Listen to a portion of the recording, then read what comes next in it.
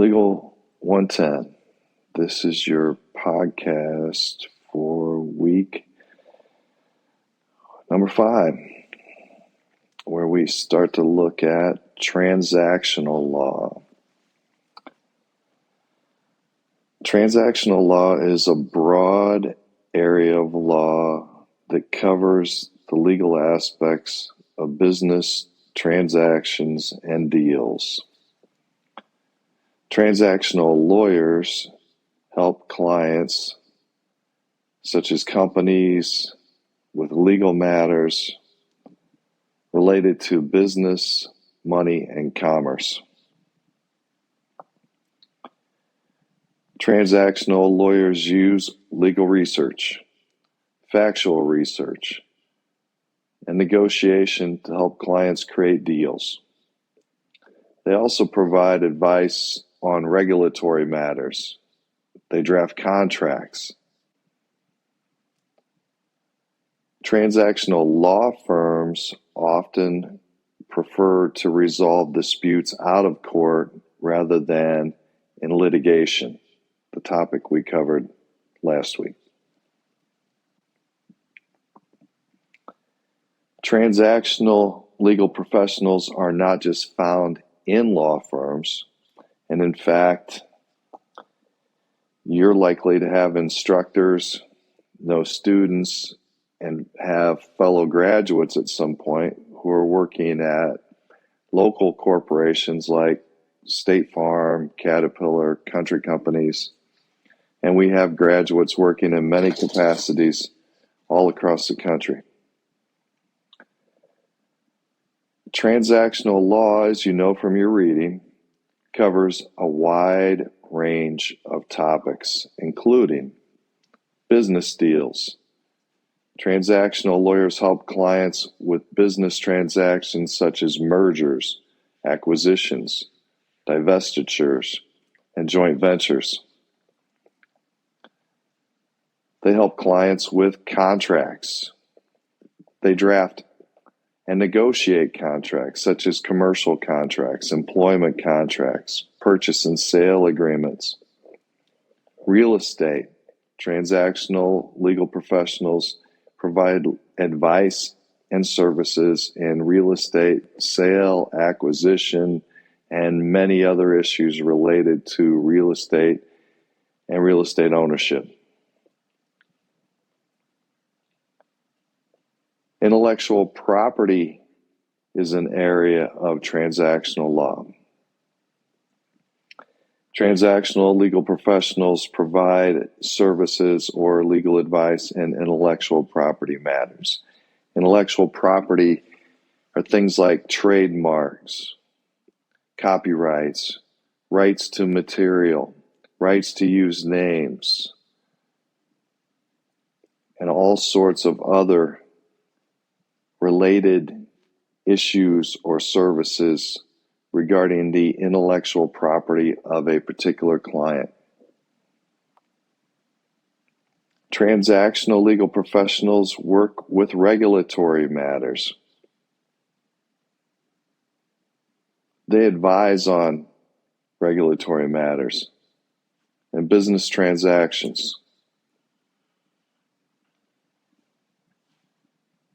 They may be involved in tax planning and tax controversies. Usually these transactional legal professionals have an accounting or finance background. And we've had many former students who went on to be lawyers or work in law firms or corporations, and that cross between the legal issues associated with tax and accounting issues.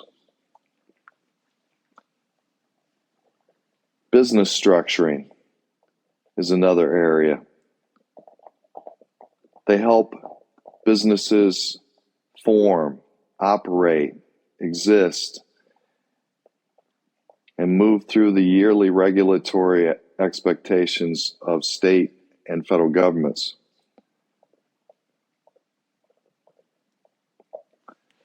Now, you'll cover these and many other topics in greater detail in other courses, specifically legal environment of business, and administrative law.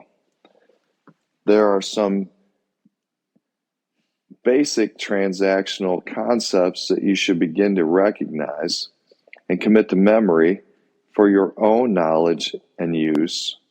Basic transactional law knowledge that will serve your life and wherever your career may take you.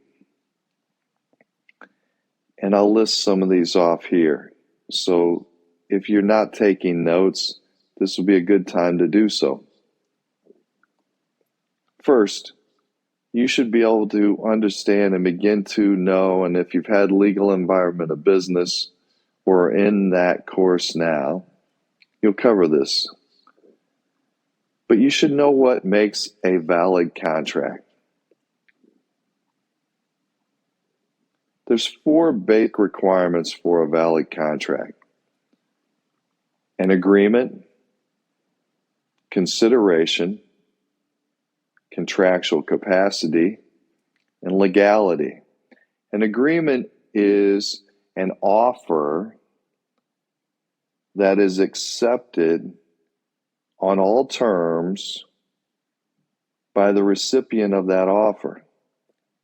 If the recipient seeks to negotiate or make a new offer on any of those terms, then those roles switch.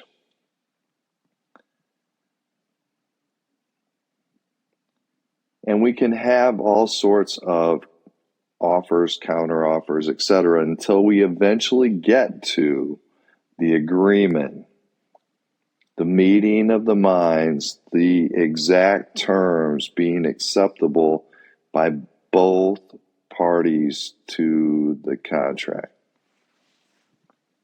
So once we have the agreement has to be supported by consideration.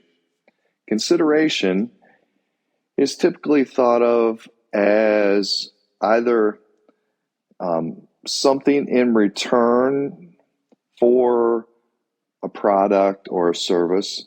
Usually that's going to be compensation, a price.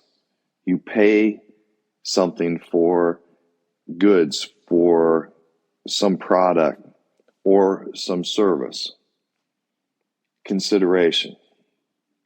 Sometimes consideration is a promise for a promise. So both parties agree to do something as opposed to one party provides some service or product and the other party writes a check or transfers funds, pays for. So it's a promise for a promise. So if we have those 2 elements, an agreement and consideration, the next thing we look at is contractual capacity.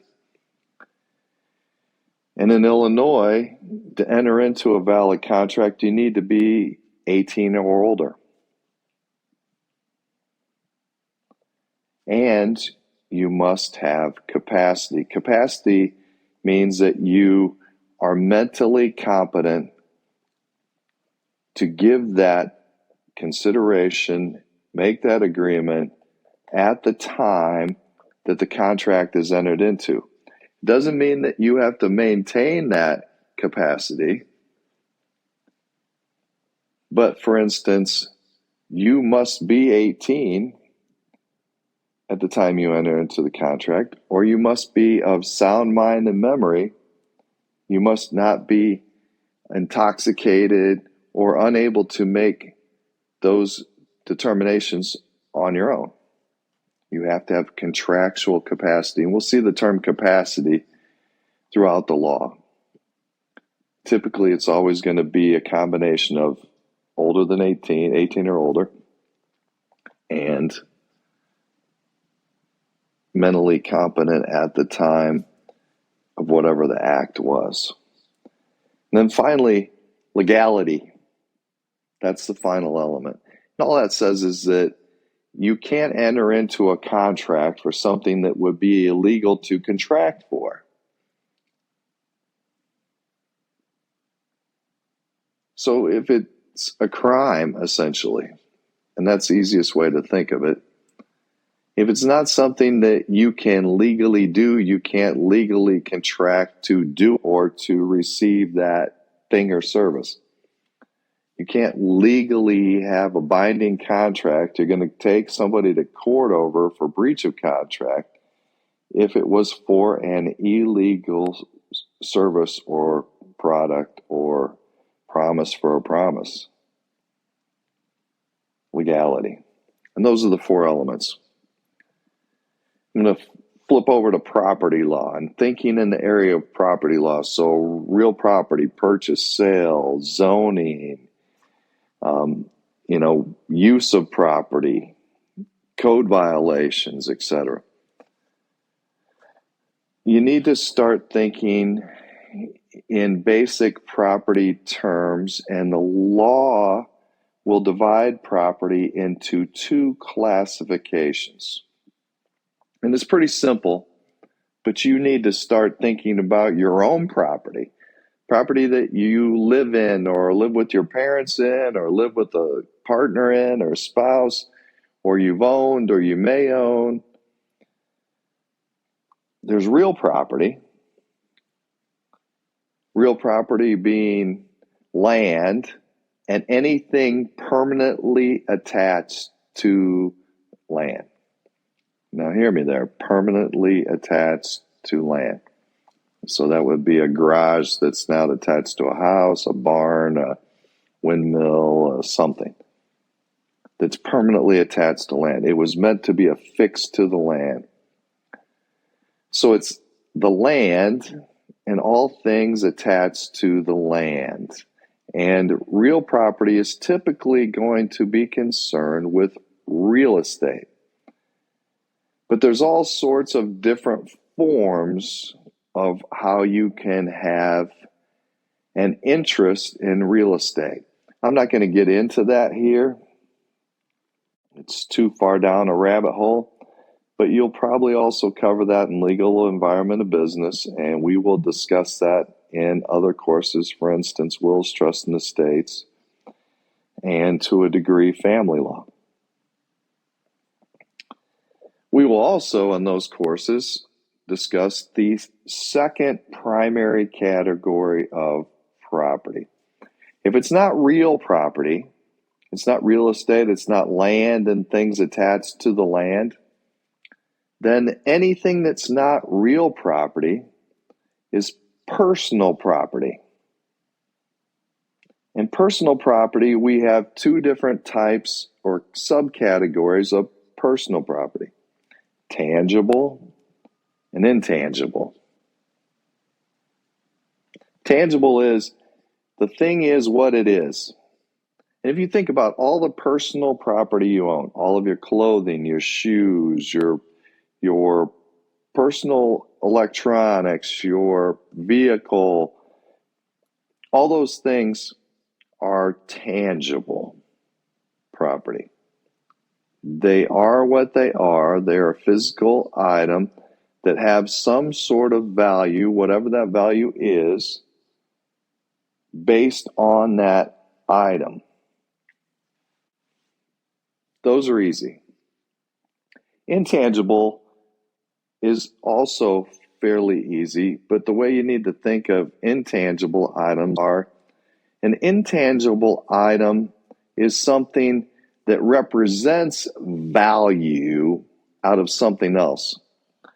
So your check registry or your bank account statement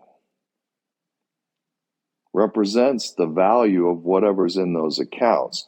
A check, if you write a check, and we don't write checks very often, right? Or how about a Venmo transfer and what it says in your Venmo account? That's a record of, it's an intangible property representing something that can be transferred, actual dollars that go from one account to the other. Investments, if you have an IRA, a 401k, some sort of retirement plan, you get your statement and you have your account, and your statement and your account represent what is said to be held for you in certain investments, investment funds, etc., that is intangible property. It represents the total dollar value of all those investments. A dollar bill, a $20 bill, a $10 bill, as a piece of paper, is worth nothing. It's an intangible representing the value of that valid representation of currency. The dollar, the $10, the $20, it represents the value. And again, tangible and intangible is something you'll get into in those other courses. But start thinking in those terms and start, maybe just walk around your house and think real property, personal property, tangible, intangible. And start to think in those terms. That'll be as important to you as having a basic understanding of what it takes to have a valid contract. And honestly, these things are really relevant to you as a person in your day-to-day lives. Probably things that you may have been introduced to, but probably should be introduced to, like a lot of other things that we don't teach as basic life skills in the first 18 years of our lives, right? All right, the last one, I want to talk about business formation and give you some basics that you should start to be familiar with and start to think of in terms of these categories and these things. First, we have three traditional forms of businesses in the United States. Sole proprietorships are exactly what it says it is. One person owns the business. Sorry, I said building, but I meant business. One person owns the business. There's no filings or documents or reporting to the state that's necessary unless it's a business that, say, is regulated by the health department, like a bar or restaurant or something like that. And you have to consider that most businesses are regulated. You don't see a tremendous amount of sole proprietorships that are public facing or providing goods or services to a large number of people, especially if that business has other employees besides the owner. And it's always advisable, and lawyers and accountants both will always advise someone that beyond certain types of businesses, sole proprietorship probably isn't the best way to go. The next one I'm going to mention that's also a traditional type of business or form of business is also no longer probably the way to go for those same reasons. And that's a partnership.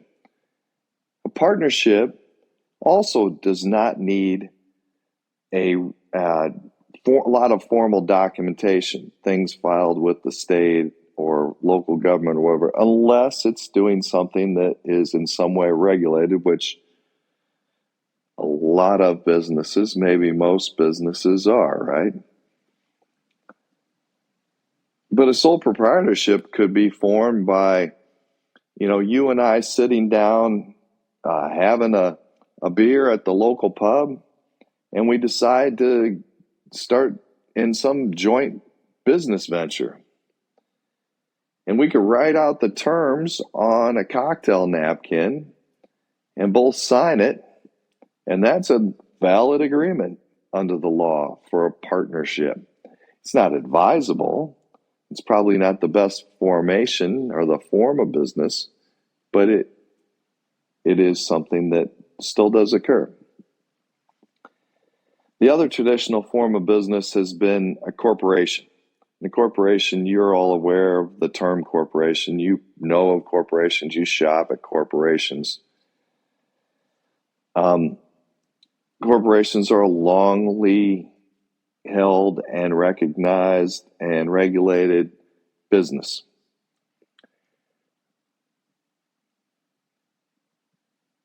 Corporations can be owned by one person, it can be owned by two people, it can be owned by thousands of people. You'll talk about corporations in legal environment of business, and we'll talk about it to some degree in administrative law. There are newer alternative forms of these traditional forms of business. Now, I say newer, but honestly, they're 30 years old or more, or older. The one you'll hear most often, and it's to a large degree replaced corporations in a lot of settings, is the LLC, a limited liability company. A limited liability company in smaller settings can work like a partnership. It gives you more control. There are two different forms in Illinois for how it can be managed. You can hire somebody to manage it who's not an owner, or the members can own it. A limited liability company is owned by members instead of shareholders, for example, with a corporation.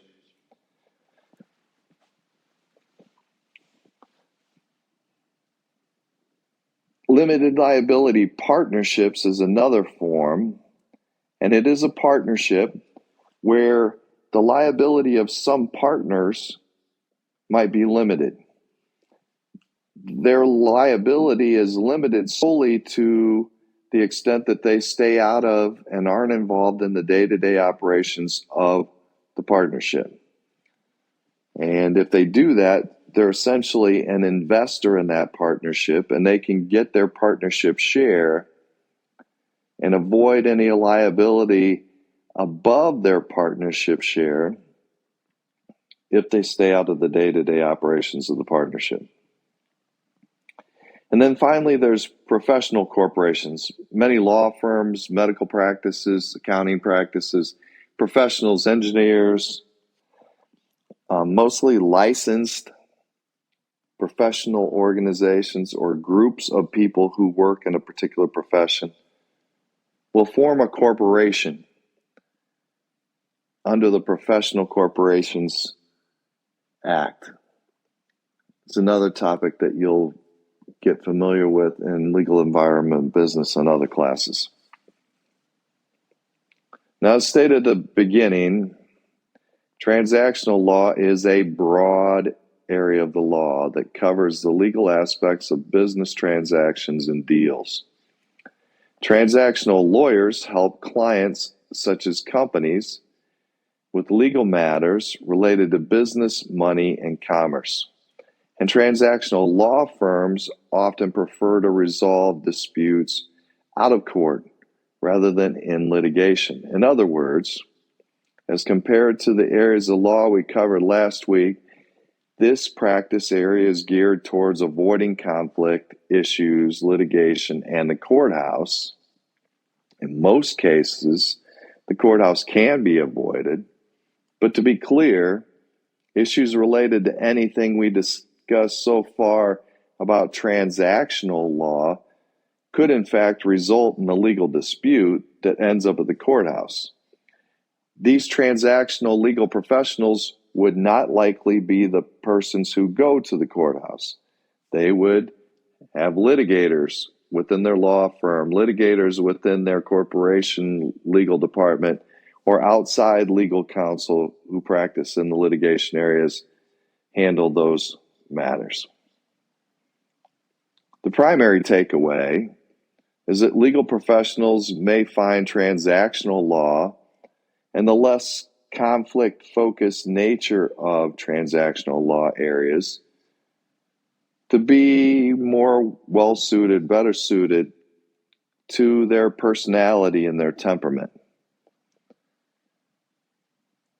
Our students and graduates, myself, Many of my friends who have been in the practice of law for a long, long time eventually find the area that they're more comfortable in.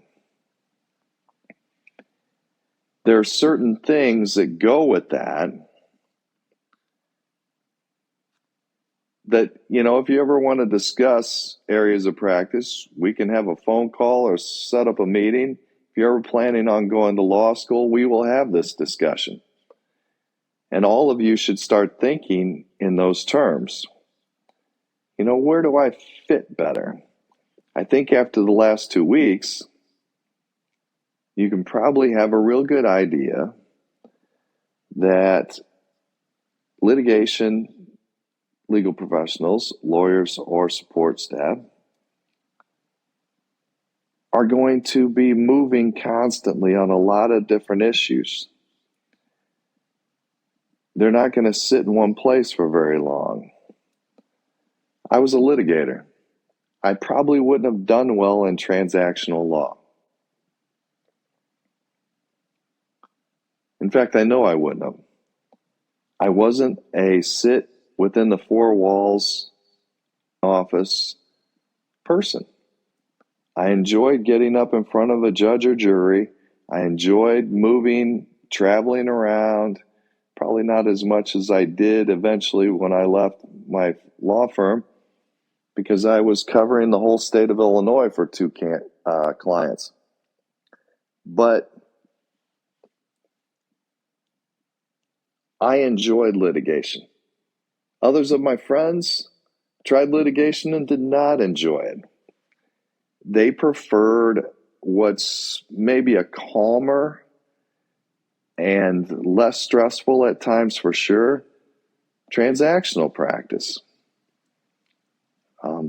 It really comes down to you, your skill sets, what you find to be exciting or makes your day go quicker, I guess, and you have a passion for in the law. What area of law?